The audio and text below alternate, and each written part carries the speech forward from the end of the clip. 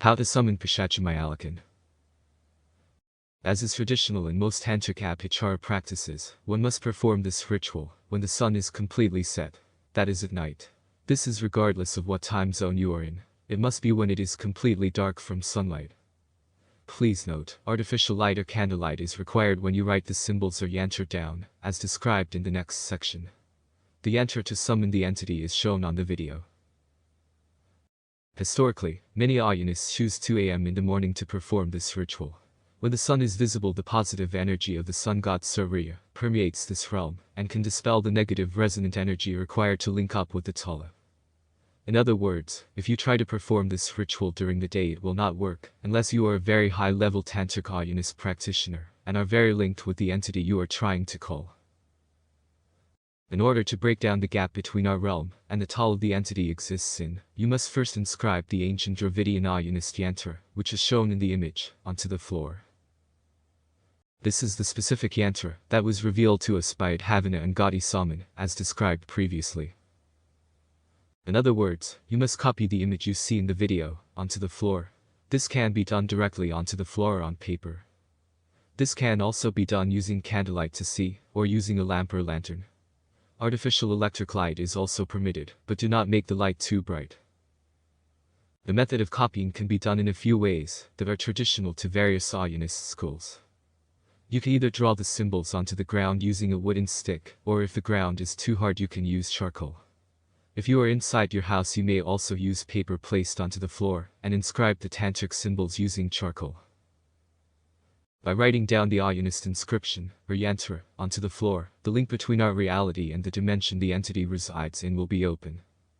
To facilitate resonant transference of energy, to create the doorway or tunnel, it is imperative that you chant the name of the entity you are trying to contact. So, once the inscription is finished, the final part in unlocking the gateway between this realm and the Tala is chanting the mantra of Muyalakan, Muyalakan, Muyalakan. You must keep chanting Muyalakan until you begin to feel the presence of Pishacha Muyalakan. As you chant the mantra, feel yourself becoming relaxed and meditative, and allow your spirit to enter into the realm of the Pishacha Tala. It will usually take 100 chants to summon the entity for a practiced tantric Aaiyyanist. For a layperson, it may take 100 to 500 chants of this mantra before you feel the presence. And trust us, you will feel the presence in the room with you. For some people who are unattuned, it may take longer, but the more times you perform the ritual, the stronger your resonance with the Tala and the entity will become. There are some additional notes from the Aaiyyanist Varna Tantric form. You can also stare, for as long as possible, a form of unblinking meditation known as Andrananal, at the Tala image until it fades from view and changes, such that the Tala begins to open. As you become more attuned to this process, you will see it change before you. Once you feel the presence of the entity, all you need to do is tell them verbally your wishes and allow them to do the rest. Remember, entities in Talas and Lokas do not communicate verbally, but speak via the mind and spirit. There is no language barriers between entities, asuras, gods, etc., and humans, but by speaking verbally you actually clear your mind and focus on what needs to be said. You can test this yourself by speaking a clear sentence and trying to have your mind wander at the same time. So, speaking clearly to the entity will form the basis of the communication. For example, if you wish to curse someone, you should tell the entity the name of your enemy and how you would like them to suffer. The entity will then send the negative energy to your enemy. You can also ask the entity to remove negative energy from you, to give you wealth and power or secret knowledge. Many of our world leaders invoke entities this way, to further their careers or power base. However, many Aaiyanists do not summon entities for trivial acts such as cursing someone or gaining wealth or power. The real purpose is to become one with the entity, and for you to gain wisdom from the entity, and for the entity to experience this physical realm, and also gain knowledge from you. The merged entity and yourself will have a common purpose, and you will be directed by this entity to fulfill it, as both of you will benefit. This could be being given or made aware of new scientific breakthroughs, so that humanity will be nudged into a certain path, or creating a piece of work, such as art, music or writing, that transcends humanity as it is now, and pushes us, the humans, into an area not yet explored before. Remember, the aim of all of us, lower beings, humans, and higher entities, is to help Brahman transcend itself. By linking and becoming one with higher beings, we can begin the reversal process of re-merging, which will eventually lead to the re-merging with Brahman. Also, the combined knowledge of multiple beings in one shell has the advantage of allowing us to see something that the individual Atmans may not see in this lifetime. So returning to the ritual. You must perform this action, a ritual, every night, until the act you wish to happen has been carried out and fulfilled. It does not matter if you miss a night. However, the resonant energy transfer will diminish if you have long gaps in between invocations.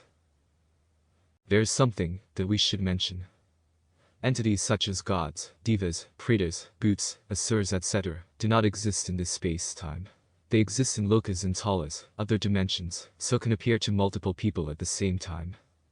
Many Aaiyyanist Hindus practice astral projection by entering lokas close to our plane of existence, and thus can be seen by many people in different locations. The same process applies to the entities you will call in this course. We will now present a summary of the ritual. The summary of the ritual. Perform the ritual at 2 a.m. using candlelight or dim lights. Inscribe the symbols you see in the Tala image on this screen. This must be done onto the floor or paper, using charcoal. Or you can use a wooden stick for sand-covered floor. You can also stare, unblinking, for as long as possible at the Tala image until it fades from view and opens itself. Chant the mantra, Muyalakan, Muyalakan, Muyalakan, until you feel the presence of the Pishacha. Ask the entity what you wish to happen. Speak clearly. You may ask the entity, politely, to leave you immediately. But the resonant energy link will eventually dissipate, and the entity will naturally depart before sunrise. Unless you actively wish it to remain, as explained in the next point. This part is important. You also may ask the entity to remain with you, so that you will ultimately become one. This is the desired state. So if you wish to transcend yourself, summon the entity, but actively open your mind, body and soul to the possibilities of merging with the being. So that you may be touched by greatness and experience their reality, and the Tala they exist in. Also, the entity will be touched by your soul, or Atman, and experience this material reality. You will both benefit, share knowledge and ultimately transcend yourselves. If you have difficulties with this method, you may also use the mirror method, which you use to summon the demon Susna, which was given earlier in this course.